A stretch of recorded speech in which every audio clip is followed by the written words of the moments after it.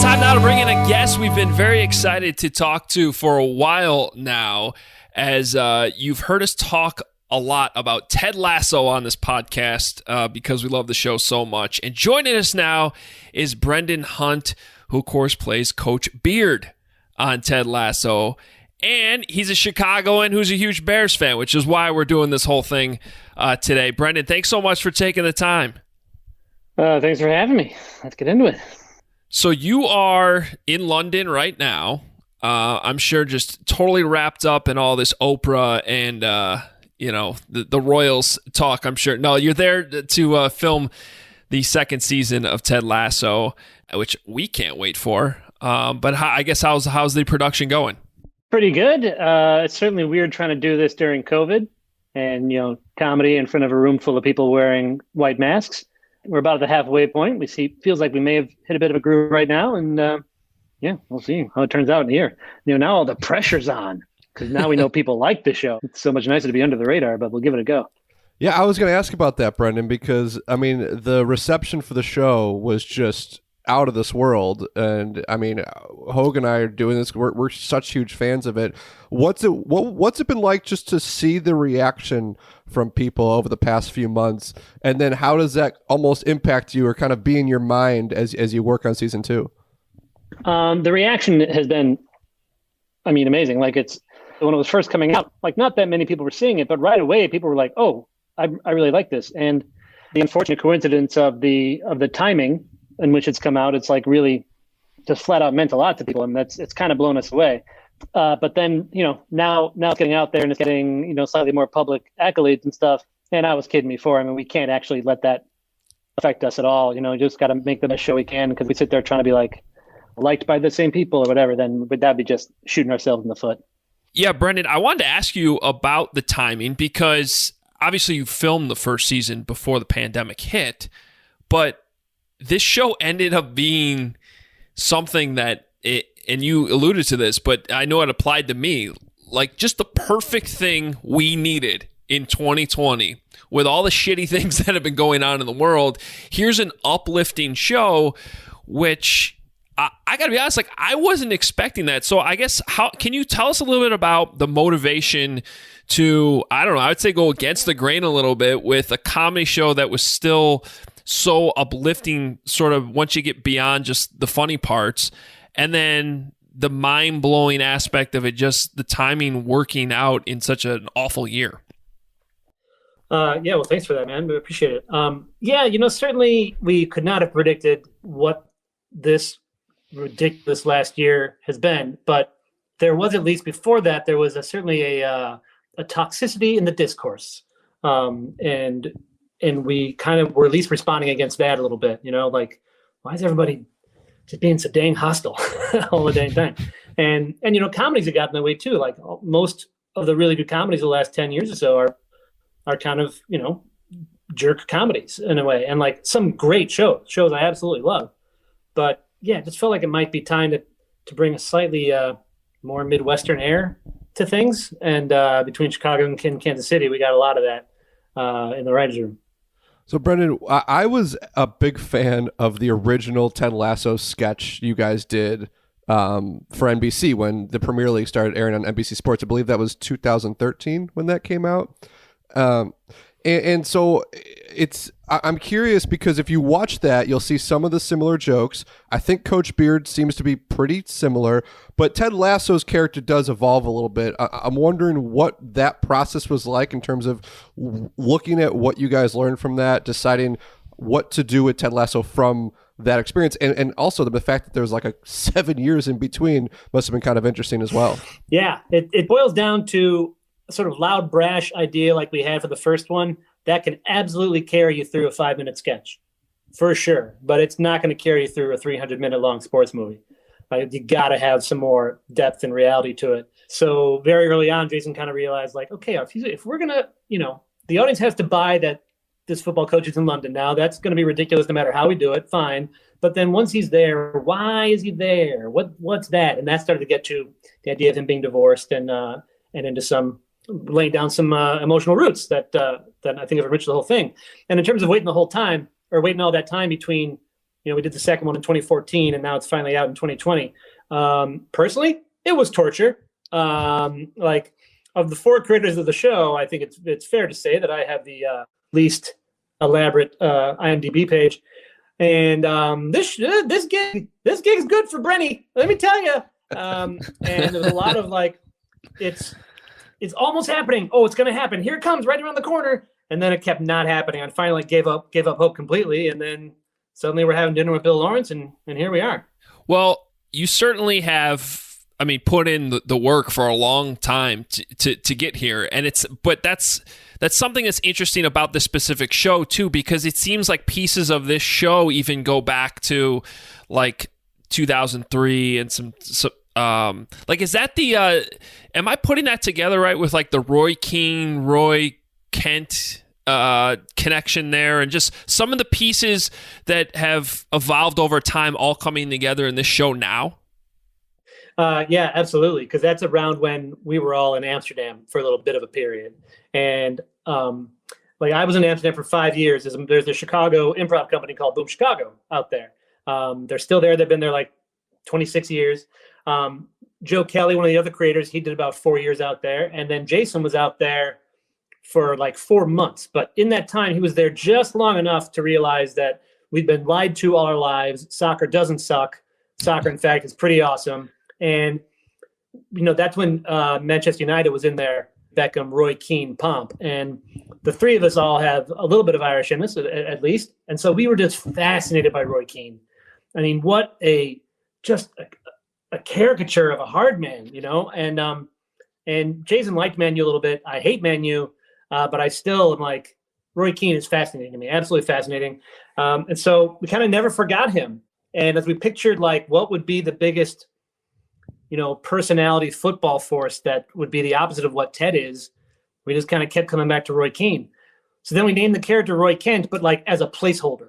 It was like, all right, Roy Kent, but that's a little obvious. We'll change that later. No, here we are. People are trying to figure out how to get a Roy Kent jersey. There's no turning back at this point. Brendan, obviously you talked about the improv stuff. This is your career, so you're a professional. So I'm going to admittedly ask this kind of a silly question, but your character, like the kind of straight-faced, quick wit, is it ever hard for you to not break, especially whether it's a line from you or a line from Jason or anybody? I mean, it's an incredible cast. Just you playing that role where you just have to be so focused. Is it ever difficult to just break, or am I asking a silly question because this is literally just what you've done for a living?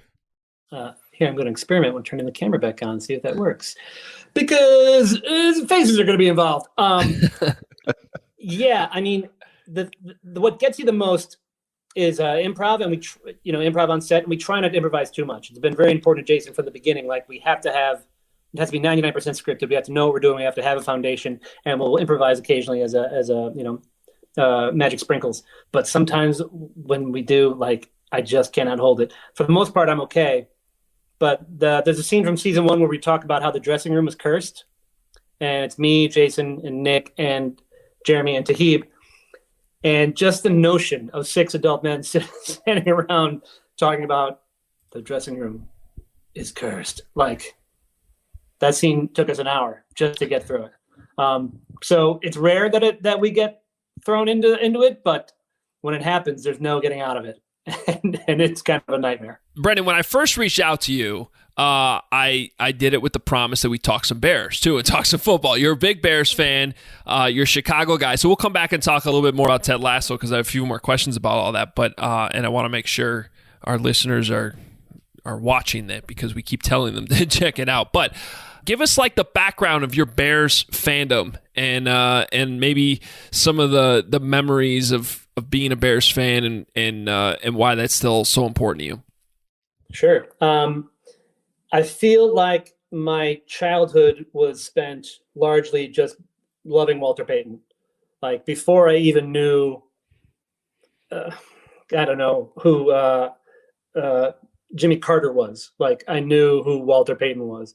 And also because the Bears were so bad and he was so great, he was already a tragic figure in a way. Like, he was not getting what he deserved. I remember watching an exhibition game between the Bears and the Vikings when Eddie Payton was on the Vikings. And like, I just remember being like, wow, they're brothers.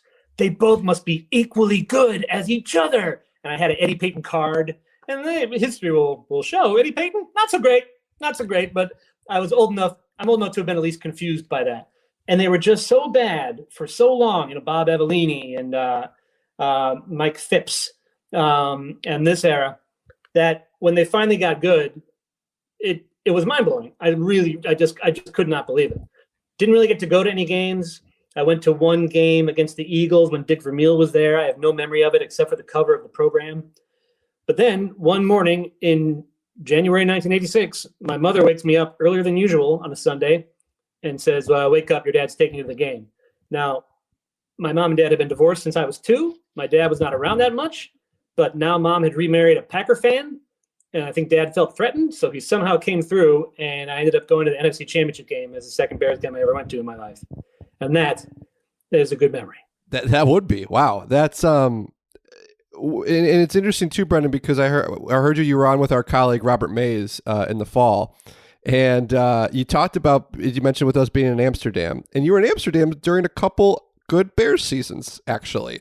You like, while you were here in the 90s, they were bad. And then you go to Amsterdam and they had a couple good years.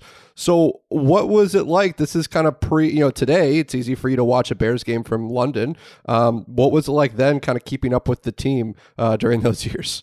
It was difficult because there was only one bar in all of Amsterdam that would show NFL games. And it was on Sky Sports, and you would get whatever game they showed you, and then the game after that. And not only was it rarely the Bears, it was rarely even the best matchup. It was not like, it was seemingly never Patriots Colts. It was always like the Rams and the Lions, like just two teams that had no, history together or anything, and just weren't good. And when the Bears came on, it seemed like every time the Bears were on, which was rare, Mike Brown ran back an interception for a touchdown. Like that was clockwork. It seemed like at the time. So there were certainly hints of them getting good, but even when they had a full-on good season, I only got to enjoy it in doses. Well, you at least got those 2 great back-to-back Mike Brown games, though. It sounds like with the overtime walk-offs, which that was phenomenal. Like what is happening? Well, here's the cool thing about this podcast is we have a good amount of international listeners who probably, I would hope it's better now where they can watch more NFL games today, but like they come to this podcast. So you needed this podcast when you lived in Amsterdam, is what I'm trying to say, to keep up with your Bears talk. Badly, yes. It was a huge black hole sports-wise, but the good of that is then, like, because, I was a huge Bears fan and all the Chicago sports teams, but then you couldn't watch any of them. So like, yeah, all right, I'll give soccer a shot. And now, soccer is essentially my job. So it all happened for a reason. I need to reminisce a little bit about some like Lincoln Park hot spots, Old Town. So I grew up right on the edge of Lincoln Park and Old Town, like really not too far from Second City, to be honest. So does River Shannon, Gamekeepers, places like that? I don't know. Remember Gamekeepers? I remember because I didn't get to, once I was drinking age. Well, that's not quite true. My mom was a bartender, so I was going to some bars at a very young age, like Canines up in Rogers Park and O'Rourke's when it was on North Avenue, and then again when it was across from Steppenwolf. But then when I was drinking age, I was mostly in the vicinity of the improv theaters I was performing at. So the Gaslight when it was on Halstead, the L&L, Bar San Miguel when it was on Clark back in the day. So like a bunch of places that have closed are my favorites. But they're gone, and I can't go back.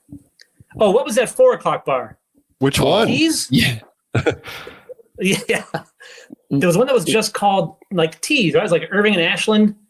Anyway, there's Ties Till 4 is right around Ashland. Ties Till 4. Boom. Yeah. That's the one. Yeah. There it is. Not that I've ever been there or anything, but I'm familiar with the area. Brendan, I'm curious if there are like a few other big Bears fans in the Hollywood acting improv world. Obviously, it helps how many actors and actresses have come from Chicago, but has it ever been, like, is there any kind of group text among other Bears fans in your world? Oh, Kevin, this is where it's just going to come out how lonely and isolated I am. Do you want us to be your group text, Brendan? Is that what you're saying? Guys, we will be it. I could use it. And if your avatars could be, Joe Mantegna and George Wendt, it would really make me feel included. So every single day we get asked like 5 times a day, basically, who the Bears quarterback is going to be this fall. Who do you want it to be? Well, I have a couple thoughts about this. One is, like, if it was Deshaun Watson, that would be, so great, since we never, ever had any chance to get him in any easier way before.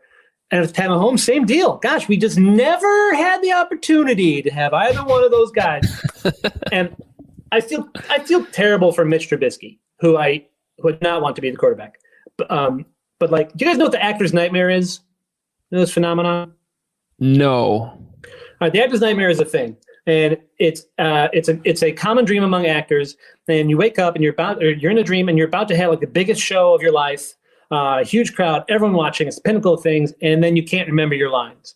And everyone has their own different version of it. And my version of it, as showtime is approaching, and I'm slowly realizing, wait, I don't know my lines for the show. What's happening? And they're like shuffling me through backstage. I start to get angry not at myself, but at the powers that be, who would be so irresponsible as to put someone who has never rehearsed this show in this position that he shouldn't be. And I feel like that's what Mitch Trubisky is living. Like, who put him as the number 2 pick? He didn't have to be the number 2 pick. He didn't have to have this pressure on him. He could have picked someone else entirely, and then he could have been like the 30th pick for somebody, or we could have picked him in the 2nd or 3rd round. Mitch Trubisky has been done very unjustly by the Bears from the beginning, and the fact that we are now doing our best to try to get Deshaun Watson, whose greatness was quite apparent at that draft. I just can't believe that this management team is still around just for that alone. Because I know they've done many other great things, but that's an all-time whiff. Well, to your point, and this won't make you feel any better, but it is an all-time whiff, and it's something that we talk about this a lot. We are going to be talking about this like 20 years from now still. Yeah. We really are. Yeah, I forget who Lou Brock got traded for, but like that conversation will go away as the previous biggest whiff in Chicago history. It's unbelievable. Will there be justice in getting Deshaun Watson now? And I will throw all this anger away? Yeah, but still, the whiff. So one thing, Brendan, that I learned when the Bears went to London a couple of years ago, I talked to a bunch of the fans at Hoge, was talking about our fans that are across the pond. And, it's interesting the comparison between the NFL and the Premier League, because you think about these diehard fan bases.